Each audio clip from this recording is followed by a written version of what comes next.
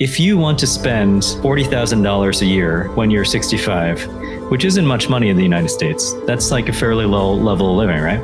You have to have $1 million in the bank.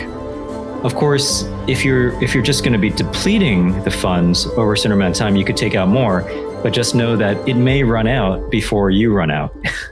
Well, thanks so much for having me, Ram. My name is Dr. Daniel Shin. I go by the Darwinian Doctor on my blog and on my TikTok. And basically, I've been a physician as an attending for about 6 years, but obviously the journey started a long time before that.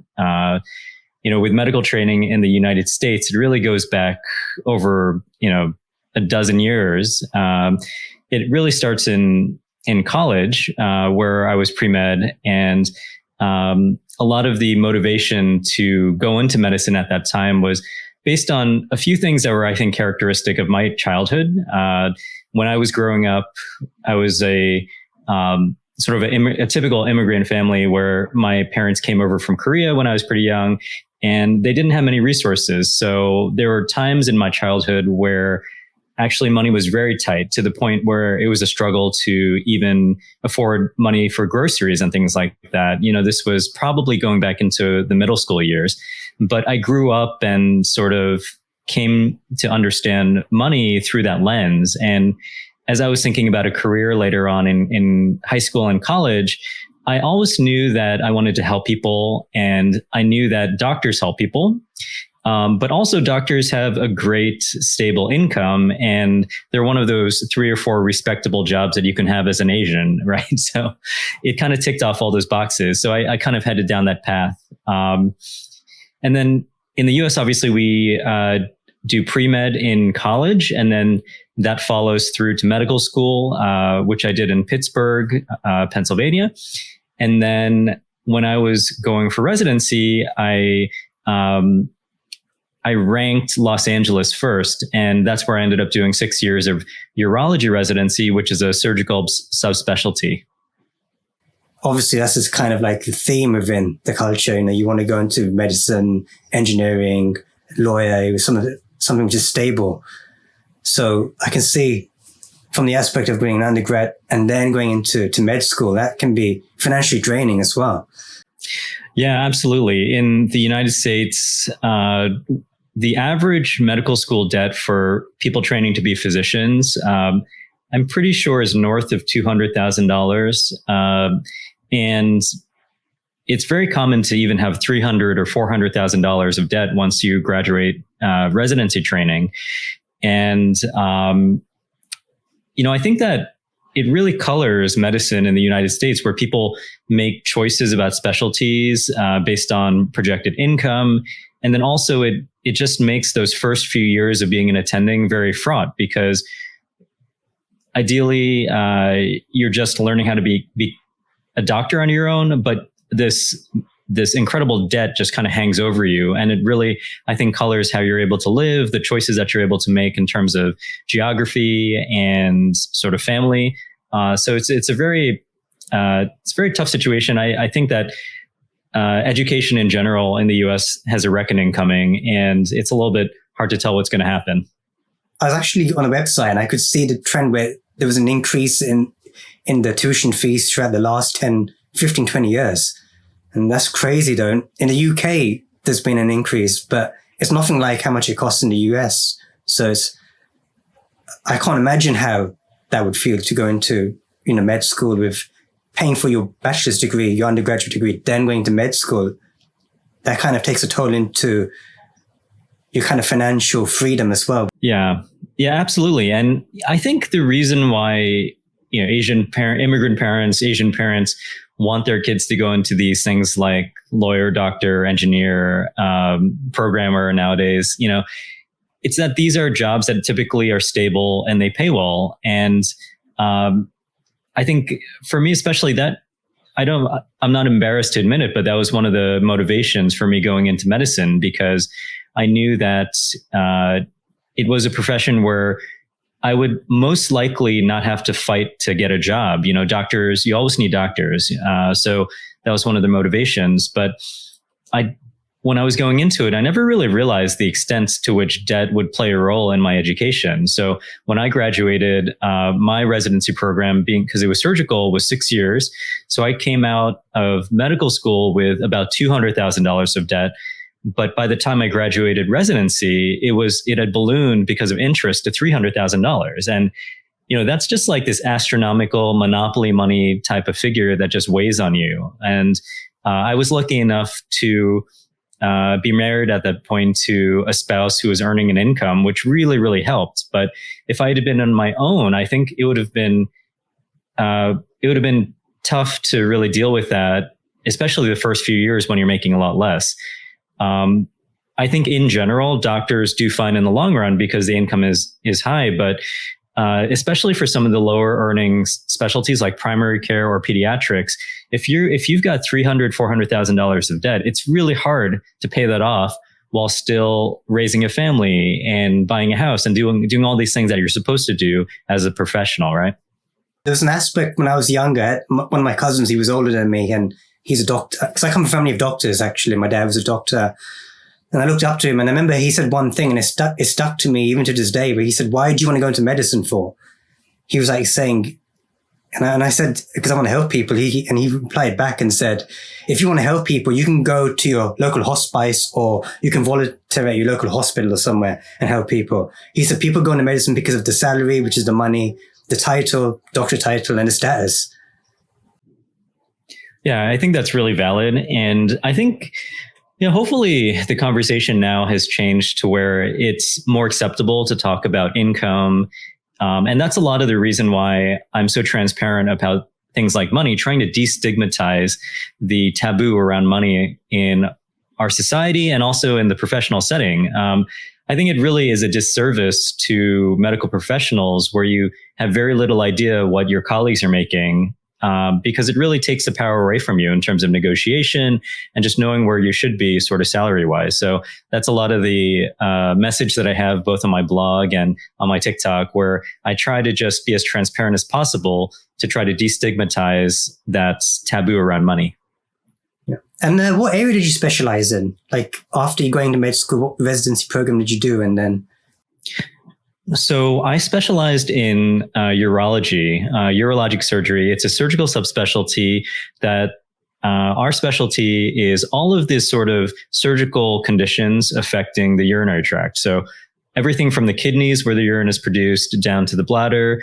And we tackle things like the male genitalia and things like that, problems with peeing, problems with sex for men. So it covers a very wide area, and everything from kidney cancer to kidney stones, bladder cancer, prostate cancer, testicular cancer. So it's actually a really wide array of things that we treat in urology. And did you do any other postgraduate sort of studies after, like a master's or something, even like a certificate, postgraduate certificate? So no, I didn't. I was a philosophy major in college. So I did end up having to do what's called a post-baccalaureate program, where basically it's a year or two after college where you sort of finish up pre-medical requirements. And, I did do that because I wasn't able to finish all of the science prerequisites during college itself.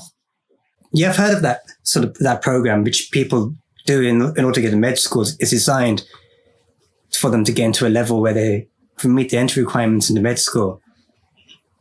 I mean, what I wanted to touch upon as well, just briefly, was more on research, because I found a lot of doctors in the US, they don't know how to read research papers. And when I spoke to quite a lot of them, even my other podiatry colleagues in the US, they said they're not taught any of that.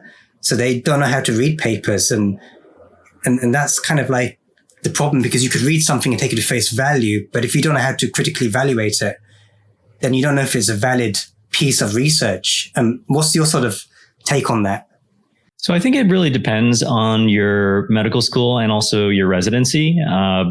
In both my medical school and my residency, you had to do research to even qualify for the residency program, because urologic surgery is a fairly competitive specialty. So you're expected to have at least a half dozen publications by yourself or having contributed to that. So just by the nature of that, a lot of people who are applying for this type of specialty will have done research or will at least be very facile in reading research papers. But I think it really depends. If you are not going after something that requires that, I can imagine that you might not have that experience in reading a research paper and critically evaluating it, being able to see that if their sample was representative or if it was biased or if they're being affected by statistical, anomalies.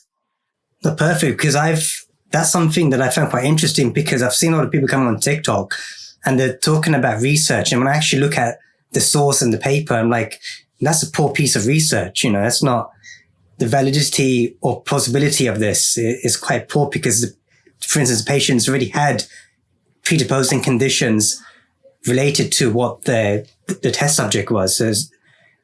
And I find people in the UK, because in the UK it's a mandatory requirement, even people do dentistry, medicine or podiatry, they have to do like a project in the VS called a thesis, which is a dissertation.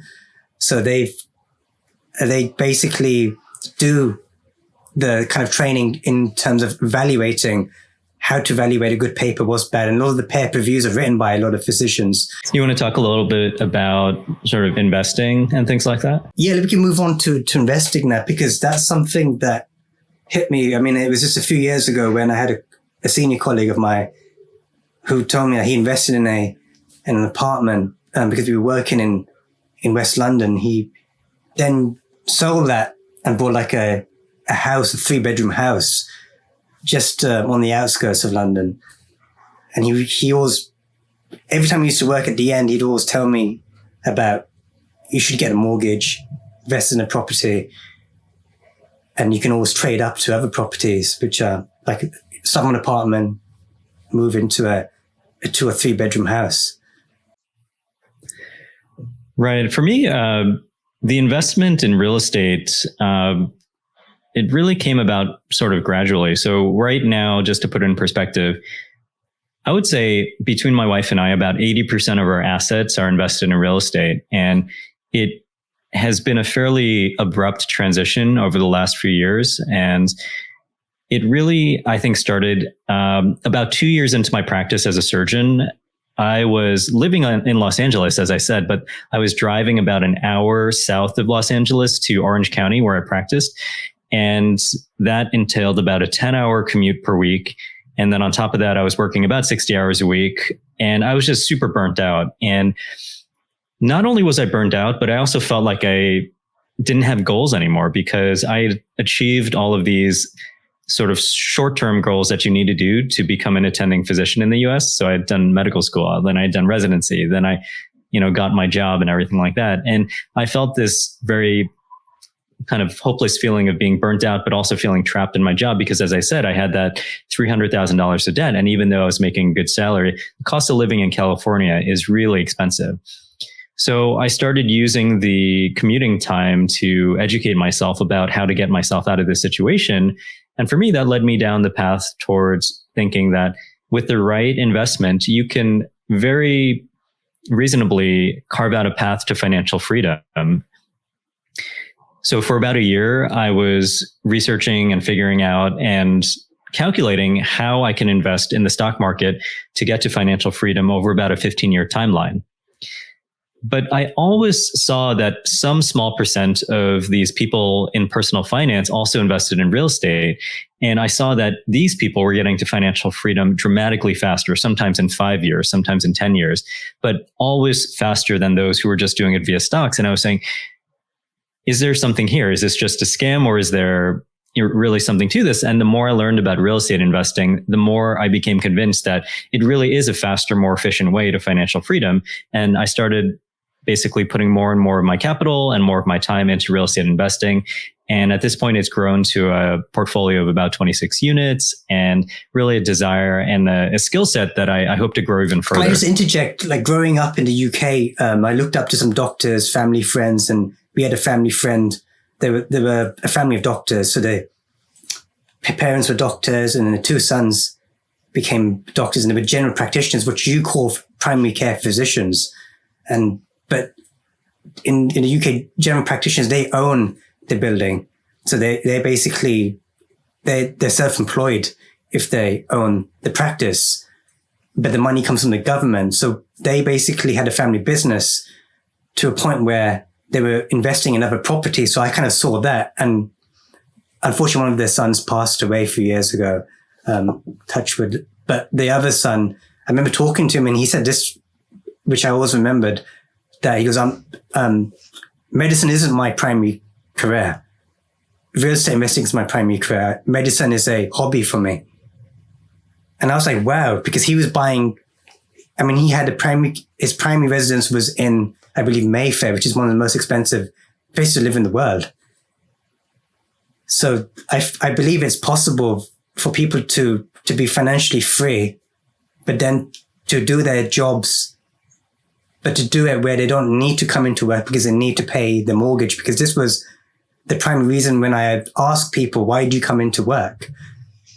And the answer would be, I'm only here to pay my mortgage. And that's kind of sad. Yeah, I totally agree. I think that if you're under financial pressures as a medical profession, if you're under financial pressures as a medical professional, I don't think that you're really doing a good job, because you're likely making choices that you might not make if you weren't under that pressure. And it can basically color your mood. I remember when I was the most burnt out, I wasn't very nice to my patients. I was just very robotically trying to churn through the clinic day so I can get out of there, And over the last few years, as sort of my mind opened to the possibilities of real estate investing, I think it really added a lot of sort of joy and color to my days. I still was really hating that commute that I had, but it gave me such a different perspective, because it gave me this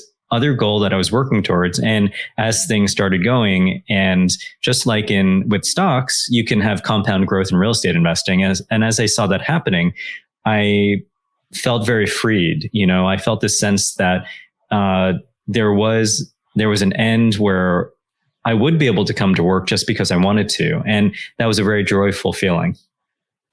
And I can relate to that too. I was involved in stocks and crypto back in 2019, 2020. And the feeling of having the amount of money, which is like 2 or 3 times your salary, it's a great feeling. And you come into work with more energy, and you kind of have this kind of, this affirmation. I'm not here because I need the money. I'm here because I want to be here. And that's the energy that kind of helps you. So that's something everyone should experience once in their life, at least. I hope so. I think that just statistically, it's going to be it's very tough for most people to experience that. There's a lot of economic inequality in both of our native countries, and in all of them. So my parents are from Korea, where there's tons of economic inequality. Here in the United States, there's tons of it, and also in the UK. So I think part of the reason why I have my blog and my TikTok is to try to basically tell people that there is another way. So no matter where you're starting from, if you start paying attention to these concepts of personal finance and saving and investing, that no matter what, with time and effort, you'll be better off than you were before. I think, unfortunately, in the United States, we have a very consumerist culture where it's a lot about just keeping up with the neighbors, spending without thought of your retirement. And if I can do one thing, if I can try to get more people towards financial freedom, I think we'll have a much better society. Yeah, definitely. I've been in that conversation quite a few times with some of my colleagues. One of my colleagues, he's a vascular surgeon, and he recently bought a Tesla, I think it's a Model 3. And before buying it and ordering it, we're sitting there in lunch break. I'm like, why do you want this car? Just get a Nissan or a Toyota, a cheap. And he was like, I don't want a shitty car. All right. He goes, I want a nice car. And it definitely is, because, when you've got the salary coming in and you can afford it, you kind of just buy more things. Yeah, I think that's a really good example. And I think there should be some room for lifestyle inflation to a certain point, right? If you're living like you're you're penniless and 21 for your entire life, there's also something probably wrong with that picture. And I say that defensively because I bought a Tesla Model 3 a few years ago also. And for me, I actually felt that it was kind of a defense mechanism because I had this horrible commute, and just that brake gas phenomenon of California traffic was driving me crazy. So for me, I thought, well, if I am paying a bit more for this car, maybe it'll let me stay in this job for a few extra years. I'll be able to tolerate it. And it actually did improve my commute dramatically. I would say it made it at least 50% better. So yeah, I speak a little bit defensively on the topic of Teslas because I still have that Tesla Model 3. Why not? If you can afford it and you can buy it and you can live for the next 3, 4, 5 years, you've got a stable job. Yeah, I think if it's a conscious purchase and you're thinking about the other uses of that money, but you're doing it consciously anyway, I think it's okay. When I think about how much was a Tesla, I think the Tesla with tax and everything was about $60,000. And at the time that I purchased it, it was right around the time when I was starting to invest and when I was starting to think about real estate investing.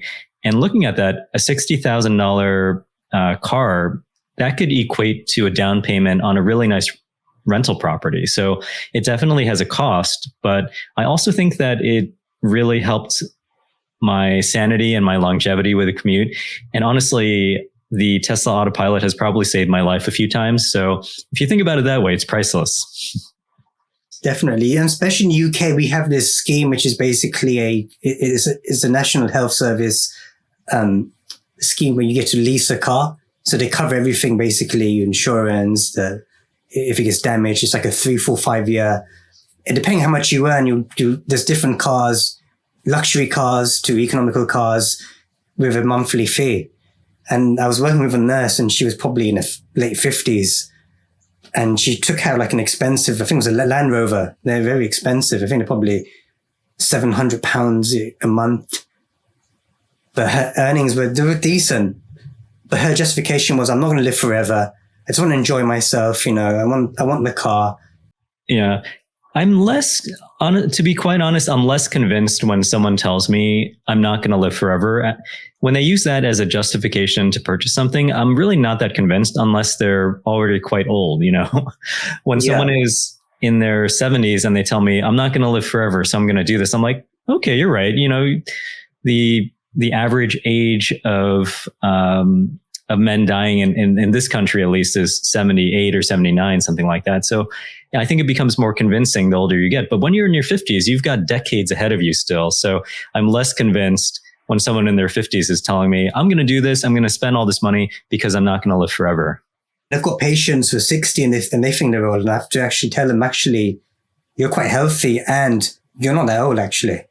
Because people are living much longer now compared to 20, 30, 40 years ago. So in that kind of aspect, your mind financially, as we're investing, it's more, you still have time on your horizon. Yeah. And I think a danger that I see with a lot of people's financial choices is that they're making financial choices basically in the dark. They have no idea how much money they're going to need to retire comfortably. A lot of people, I think, used to say that I'll just use my retirement funds to retire, or I'll use my pension. Well, most companies don't have pensions anymore. And most people are not saving nearly enough in their retirement funds to fund a comfortable retirement, but they have no idea. And they haven't done the homework to really figure out what they're going to need. And I think if they did the homework, they would realize that they have to change something. Either they have to scale back their plans for retirement quite considerably, or they have to save a lot more or invest more aggressively. What do you think about 401ks?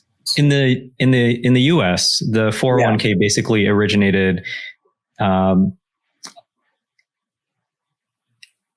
think essentially it's become a replacement for a pension, but in no way is it as good as a pension. It actually originated as a way for companies to save money. They took away the pension and then they put the power of investment into the hands of the employee. But in many cases, it's an optional thing. I would say in most cases, you can choose not to invest in your 401k, which is just disastrous because you really need to do that. As you know, you need to invest in something consistently and also for quite a long time for compound interest to make it a substantial sum of money. So in the 20s and 30s, when you don't have that financial education to know how important it is, and I certainly didn't have that in my 20s because we didn't talk about money in my family, and they don't teach this in schools. But if you don't start when you're young and you don't start contributing a substantial amount when you're young, it's never going to reach a substantial amount of money for you to retire on. Definitely, I can see that. It's supposed to be compound growth, and it's over a period of time. The younger you start, the more you can put in, or you should be putting in. But how much? I mean, how do you determine how much you want to invest in the first place? Like, do you actually recommend a certain percentage, or do you have like an equation which you can calculate to find out if you're earning a certain amount?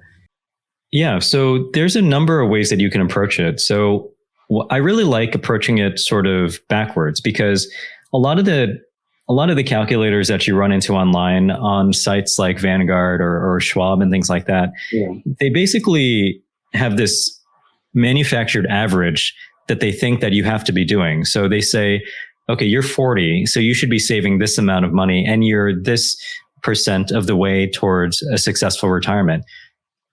That's ridiculous, because they have no idea how much money you want to spend in retirement. So you have to figure it out backwards. You have to figure out, what is the lifestyle going to cost you that you want in retirement? And then you have to calculate backwards, how much do I have to save each year to reach that goal? And you can figure that out by using things like the average growth of the stock market in the United States. So you can say the stock market on average grows 8% a year. And you can just say, using calculators, amortization calculators, and compound growth calculators online, you can figure out how much you have to save each year to reach that level of spending. And you can think about spending in retirement two ways. You can think of it as a bucket that you're going to deplete by a certain prospective death date, which I think is dangerous because people are living longer and longer. Or you can think of it, what I recommend, from the perspective of financial independence, where if you only deplete 4% of your funds annually, statistically, you're almost never going to run out of money. And that's based on studies that have been done called the Trinity Study. And there are many people in the FIRE community now, the Financial Independence Retire Early community, who are actually living by those calculations and sort of are living, breathing examples of that, the 4% rule, as it's called. So you're saying that you live on, are you saying the 4% is what you invest in, or is that how much you try and? So the 4% is basically what you can safely withdraw from your funds annually. And as long as you take out 4% and keep the rest invested in about 50% stocks and 50% bonds, you should almost never run out of money. You maybe have a 5% chance of running out in over a 30-year time span. But when you actually think about what that means that if you want to spend $40,000 a year when you're 65, which isn't much money in the United States, that's like a fairly low level of living, right? You have to have $1 million in the bank. So I think that people don't really understand how much you have to save to have a sustainable level of financial independence. Of course, if you're just going to be depleting the funds over a certain amount of time, you could take out more, but just know that it may run out before you run out. Yeah, you've got to sit there and calculate how much you're earning if you've got a stable job. Then you can calculate how much, and you can take into considerations of promotions in the next 5, 10 years. What are you aiming for projected? And you can sit down and just do 10 years, 15 years, and 20 years it doesn't have to be accurate, but it'll just give you kind of like a brief idea of like, can I achieve this in this career? Because every career has almost like a cap of how much you can earn. Yeah. And I think that's definitely what people realize. They realize that they have a finite amount of growth in their jobs, which is why people end up doing side gigs, which is why people end up investing on the side. That's how I realized that I wasn't probably going to meet my own financial goals if I only invested using the retirement funds that I had through work. So I knew that I had to invest with my taxable income, with my post-tax income. And initially over the first year when I was, getting into this, that was in a taxable brokerage account. And I was buying sort of like individual stocks and doing all of that. And I did pretty well, pure luck. I did pretty well, but I know it was pure luck. And then, as my understanding evolved, I decided to take all the extra money and invest it into real estate. And that's been the last few years. Were you living in a house? Did you actually move into a house and take out a mortgage, or were you renting? So in terms of a house, I was really lucky. As I said, that we moved out. My wife and I were married in medical school.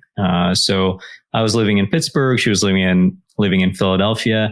And we were engaged. And then pretty much the weekend after I graduated medical school, we got married, and then we moved across the country to Los Angeles. So we landed in Los Angeles, and that was a very fortunate thing to me because it was the first time that we're sort of in the same city in a long time. But also, she didn't have the similar sort of financial scarcity in her childhood. So when we landed here, basically her parents gifted us enough money to buy a house.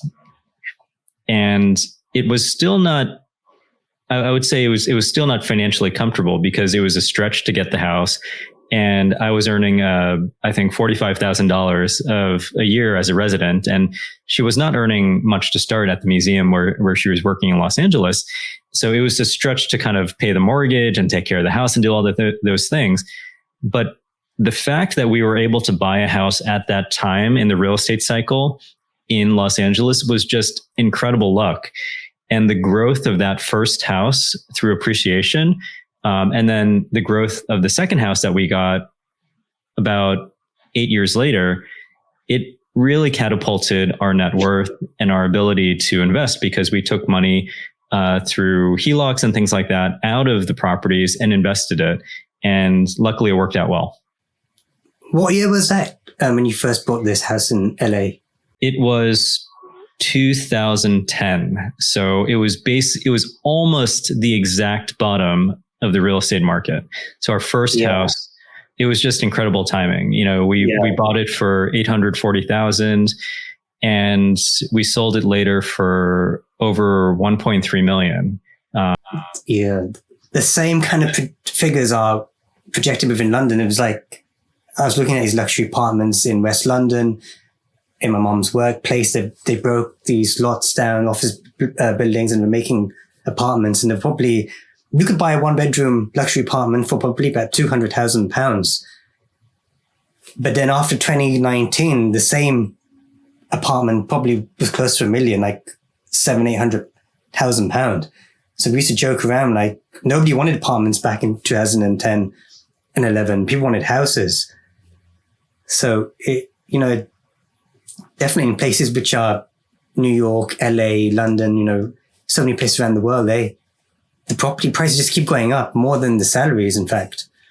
Yeah, that's absolutely right. And I think it's actually so much of this is luck because, I think a lot of people say, if only I had been able to buy a house in 2008, or if only I'd been able to start investing in 2010 or something like that, where would I be now? And, every generation, there's going to be an optimal time to invest. No one knows it at the time, but it's just all luck. And, back in 2010, we were so lucky to be able to buy a house, but we didn't have all this extra money to invest into stocks or real estate at the time.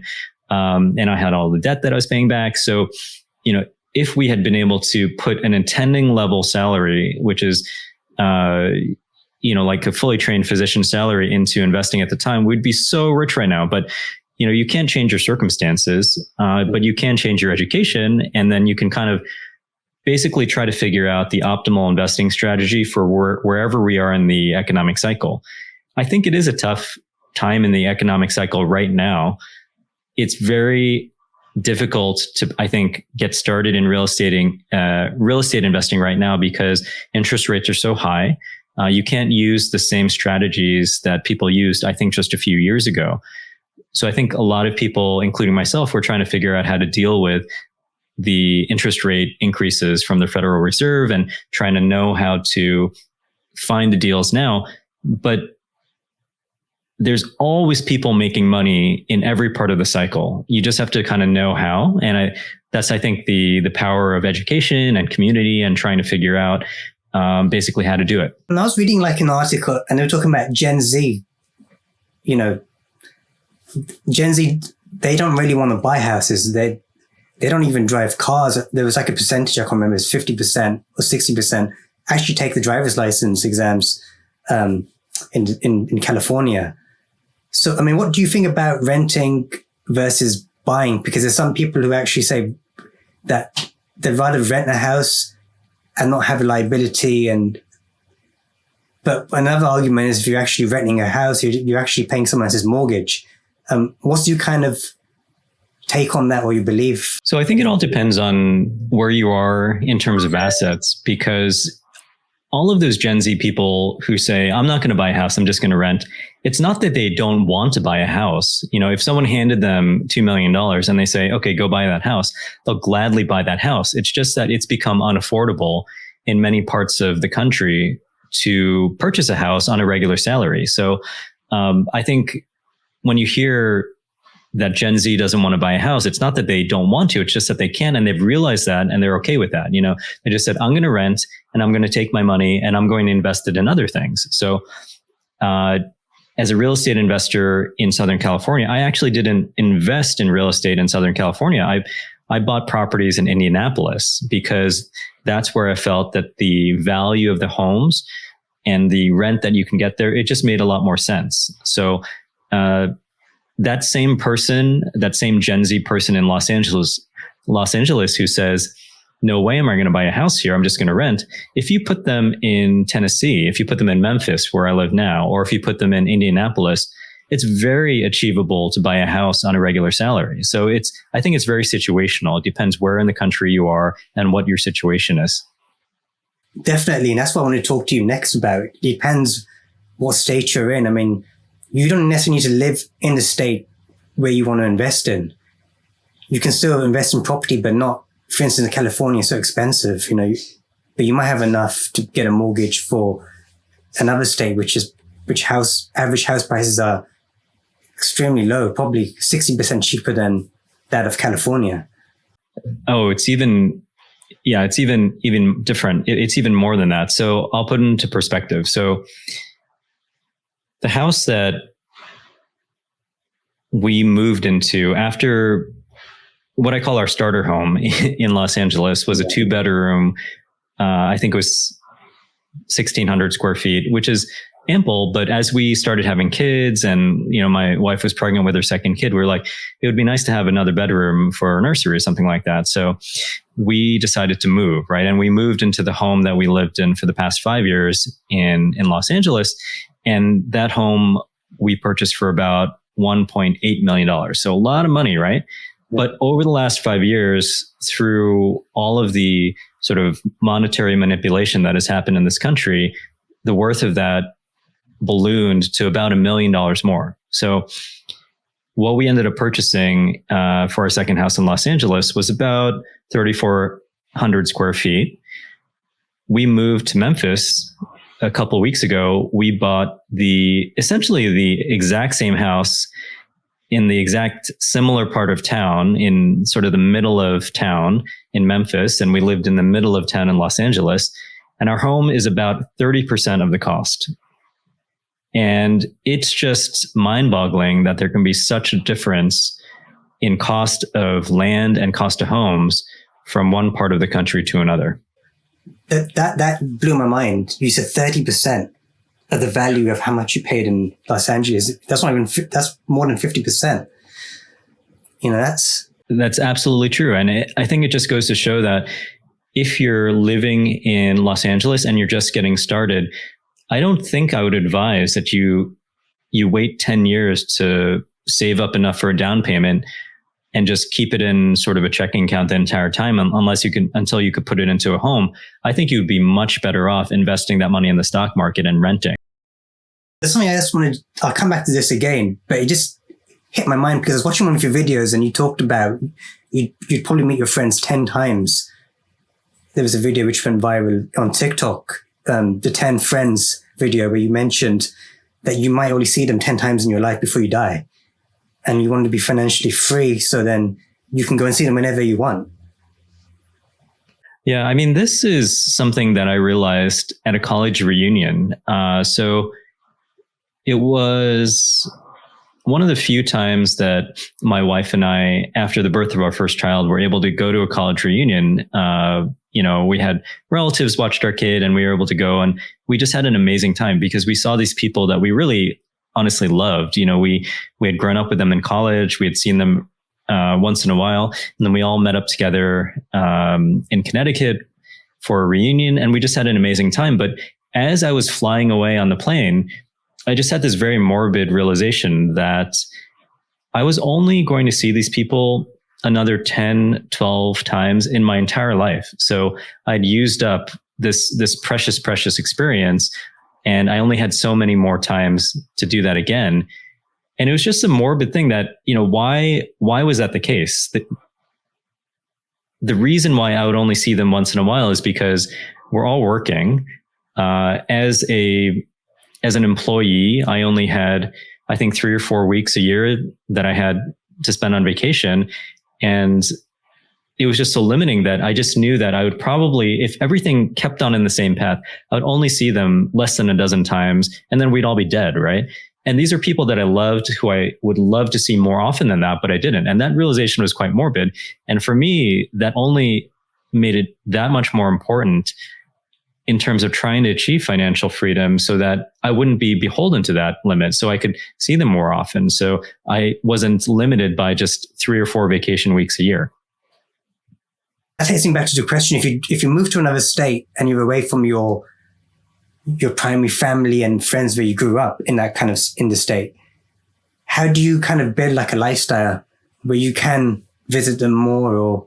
Because I think that's one of the things that deter people from moving to another state. When I asked them, I've got a lot of friends and family here, but they all want to stay in California because they love it here, their family's here, and they said they're working for that. Yeah, I think it's entirely valid, because when I think about what I'm striving for, what I see as an important goal for myself is I want more of 3 things. I want more time with family, I want more time with friends, and I want more freedom in my life, right? But if your family is fixed in one place, to achieve that, essentially you have to stay there, right?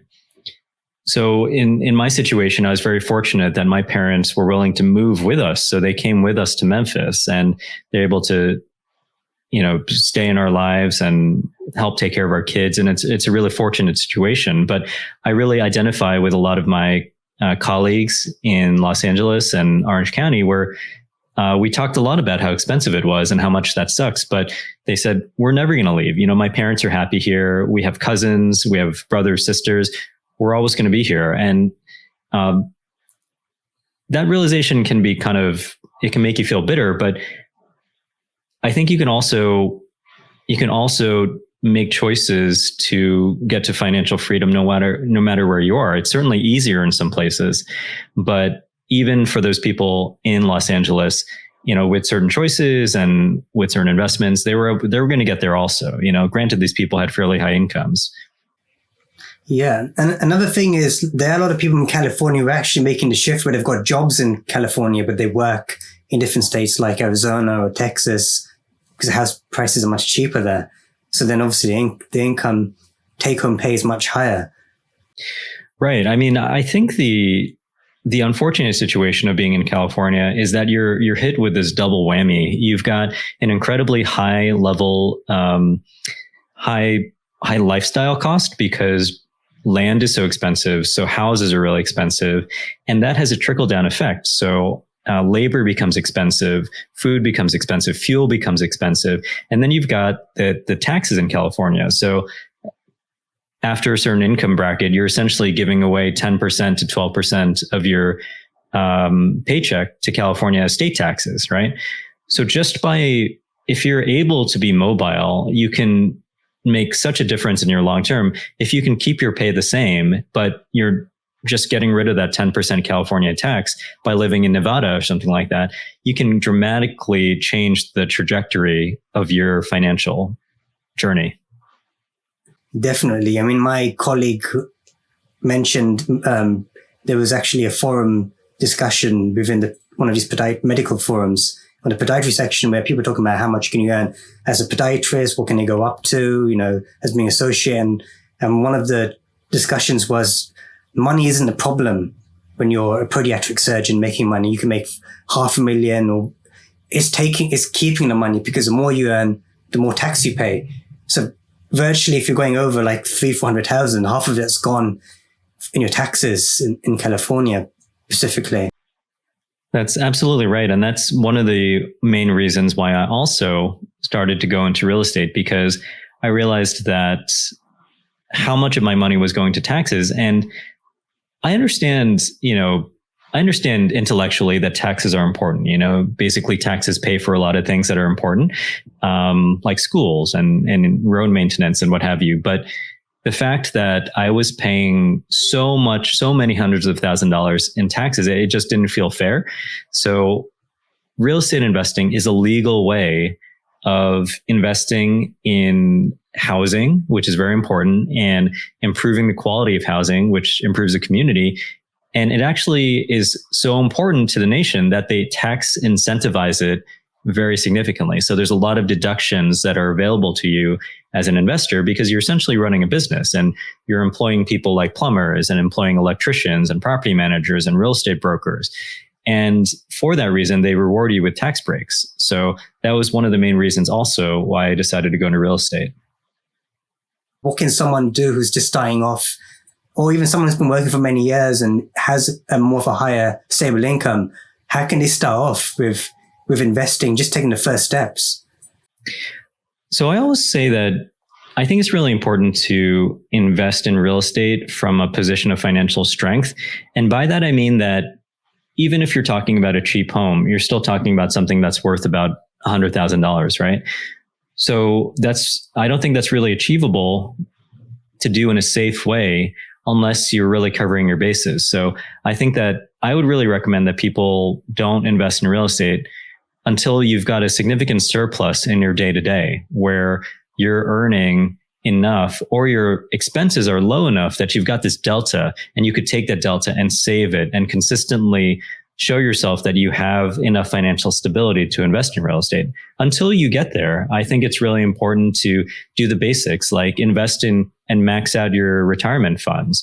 Make sure that you're paying all of your bills on time. Make sure that you're not carrying your credit card balance longer than a month.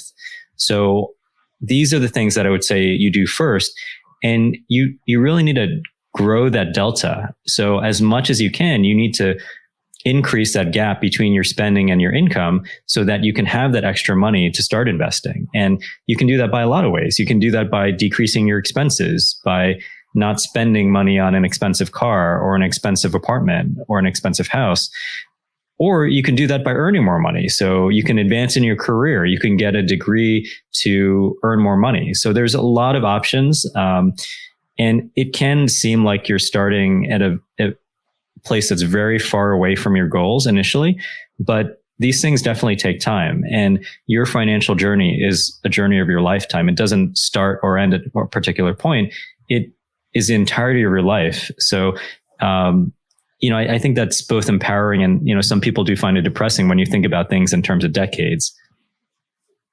Yeah, especially if you're living in California, the expenses are quite expensive just to go out to eat for two people. That's probably about $50 gone just if you go into an average restaurant, So it's quite expensive. And imagine how many of those you do every month. It all builds up. So I think a lot of people don't realize, because you're not paying in cash. And when you don't pay in cash, you don't actually see the money. It doesn't feel like real money. You're just swiping your card. a lot of people in California do earn, a lot of professionals there, so they do earn a substantial amount, the salaries. But I think a lot of them don't really have a plan, so they don't really have their take-home pay goes down after paying taxes, and then the expenditure, gas, fuel costs, that adds up. The more you travel, it all kind of builds up.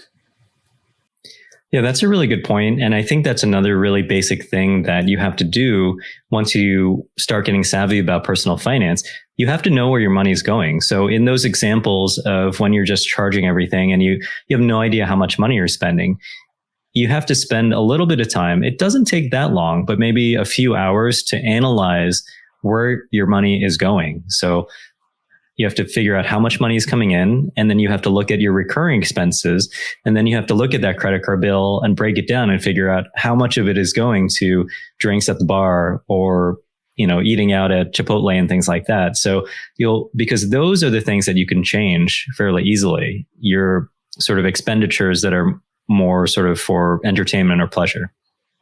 And also if you're a couple or you're married, then obviously the joint income together goes up substantially. So you could actually live on one person's salary, have the other spouse's salary for saving and investing. Yeah, I think that's a fantastic thing. If you can do it, if you can live on one salary, or if you just have one salary, if you can live on 50% of that, you're going to reach your financial goals so fast. It's going to be incredible. I think most people struggle to save 5%. A lot of people say that you should save at least 10%. I say, if you want to reach a financial goal in any sort of finite period of time, you should probably be saving 20%. It's really tough. It's really tough for a lot of people, especially when your income is not that high, which is why playing offense is really important. You have to do things to try to get your income higher. I mean, for instance, if you have a job which pays between $90,000 to $100,000 and you live in California, the tax would probably be 35%, give or take, if you were just single. So that would probably keep you about $70,000 to $65,000 in your pocket after taxes. So then with $65,000, you've got to try and you can only save a certain amount because the fixed costs as well, like how much you commute, the cost for commuting from work, or if you work from home, if you're fortunate, how much you eat in a week, other expenditure, if you go to the gym, your other things you want to buy, clothing. So then it adds up to quite a lot, to a point where sometimes it's more about how much you need and the rest calculates the percentage. Or you could do the other way around, put 65,000 and then divide it by 20%. So aim to save 20% of that, which goes automatically into another savings account, depending if you get paid weekly, monthly, or every few months. Yeah. And especially on TikTok, people are very transparent with their finances. And with $100,000 living in Los Angeles, for example, I think it's really hard to save, because even living frugally, even living in what would be considered a cheap apartment in places like LA, New York, and San Francisco, you just don't have that much money left over, which is why, I think that unless you have a significant upside in your career where that you're going to be increasing your income quite significantly, I would say go live in a different city if at all possible. It's easier said than done, right? Because of family, friends, etc. But if you know that there's a cap on your earning and you're living in a city that's just eating up your paycheck like crazy, I would leave, honestly, if you can. There was one more thing I wanted just to ask you as well. It was about, because I had some relatives over on the weekend, and they live in Sacramento, and we were talking about jobs in this company. There were jobs which were paying like $70,000 just in the Bay Area. But he was like saying nobody's taking those jobs because nobody wants to take a $70,000 job because it's difficult for them to live in the Bay Area. It's just ridiculous.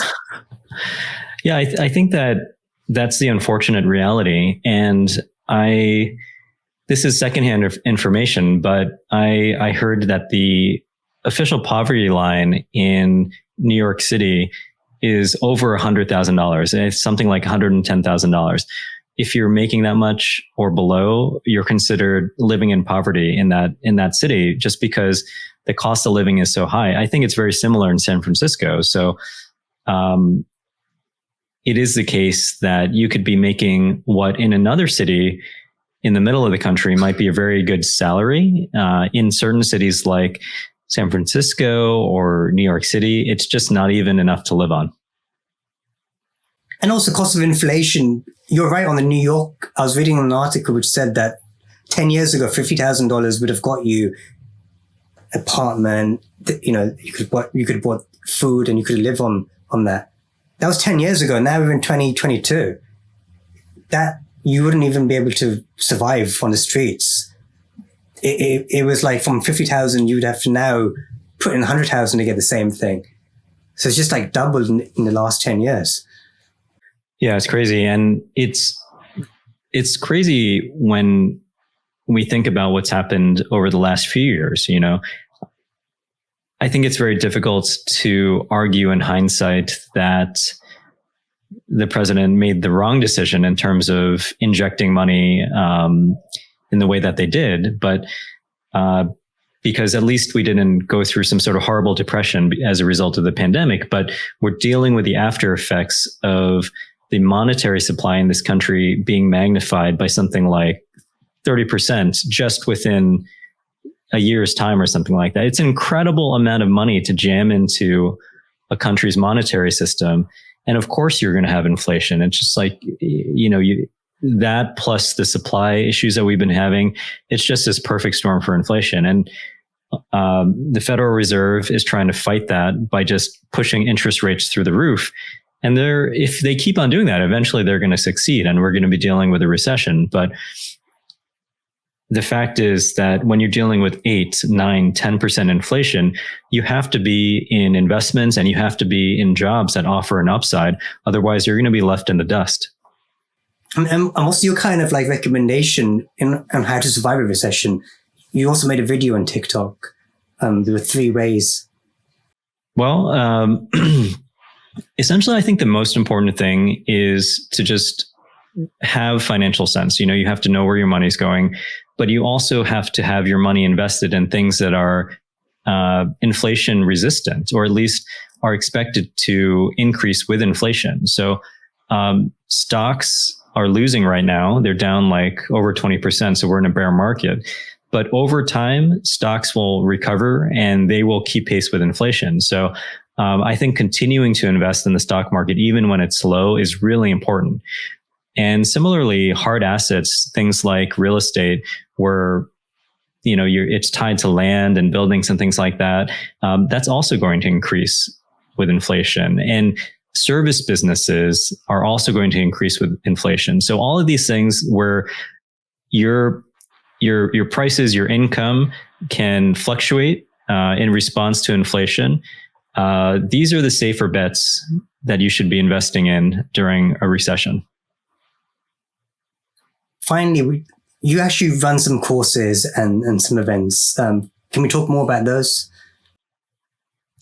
So I don't have my own course yet. I've been doing the blogging at the Darwinian Doctor for 4 years. And really the Darwinian Doctor blog it grew out of just a desire to have a creative outlet and also narrate what I was doing in my own life. And as a result of that, there's a lot of educational content just for free on my blog. And it's divided into a lot of things related to medicine, a lot of things related to personal finance, and also an increasing amount of information related to my own real estate investments. I have a lot of referrals on my site to educational courses, for things like short-term rentals and long-term real estate investing and resources to help you along the way.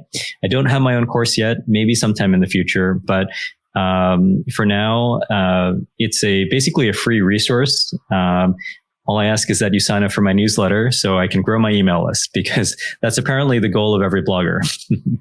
I was going to ask more about yourself. I mean, like now you're into real estate. Do you see yourself practicing medicine?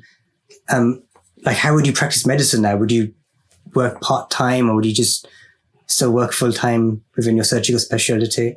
Yeah, so it's something I've been thinking a lot about recently. And when I left Southern California, I was full time, and I had cut back from the 60 hours a week to just being 40 hours a week. And still, that plus the commute, plus the real estate, plus writing for the blog, plus creating TikToks, it was still too much. So looking forward here in Memphis, there's an opportunity for me to sort of reset and reestablish what is a normal for me. So I think probably I'm going to start out part-time here, and then we'll see how it goes. And then I definitely look forward to practicing medicine still. It's a very important part of the way I give back. And honestly, it's still an important part of our income, but I think increasingly being able to have the freedom to craft that, to be part-time, is a blessing that has been afforded by our investing over the past few years. And would you increase your portfolio of property? Is that your goal as well, to get more? It is. We're thinking about how to do that. It's a little tricky, as I said, with interest rates and not knowing how asset prices in real estate are going to change over the next year or so.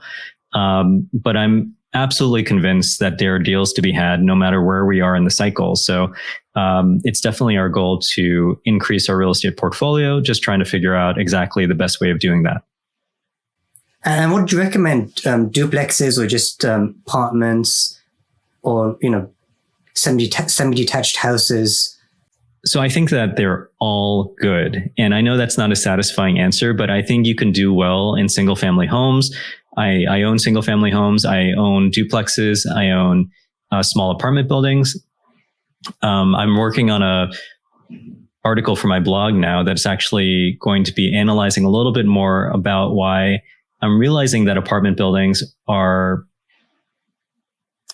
very good to invest in during recessions, because their price and their sort of value is not as susceptible to fluctuations in a recession, because it's more based on sort of rent incomes, which is more resistant to the changes that you'll see in a recession. So I would say that there's a good likelihood that we're going to be investing in apartment buildings over the next year or two.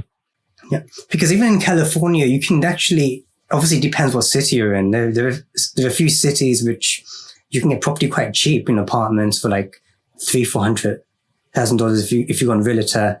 You can find some interesting kind of like deals, prices for house. Obviously, there might not be an ideal location you want. Yeah, I think investing in real estate in California is its own special little, specialty. I think there are definitely ways of making a lot of money in real estate in California. I think it's different from my approach, which has been for more kind of cash flow investing. In California, you're most likely going to be going towards these value add plays or appreciation plays. It's very difficult, I believe, to find the same sort of cash flow that you can see in the Midwest or the Southeast. And also, I remember people in the UK were telling me never buy a new apartment because you're paying a premium on that. Always go for a secondhand, like a used house. Never buy it new unless it's a good deal, which is an exception. Sometimes you do get good deals. I used to live in an apartment. No, so it was in a house I was renting, and the person who was a landlord was a real estate agent. So he used to always talk to me about investing, how much you're earning. And the first thing he said was, I look for the most broken down house I can find, because it's just a box and I'll do it up and then I'll put it in the market and, I'll make a profit on that. Whereas if you buy something new, you're already paying, you've lost £60,000 already. Yeah. I generally agree with that when it comes to real estate investment. I also specialize in value add, where you're fixing properties up, you're putting in that sweat equity, and you're not paying for the work of someone else who's already made it perfect. So I agree with that. Well, it's been an exceptional time with you. Yeah, I really enjoyed speaking with you.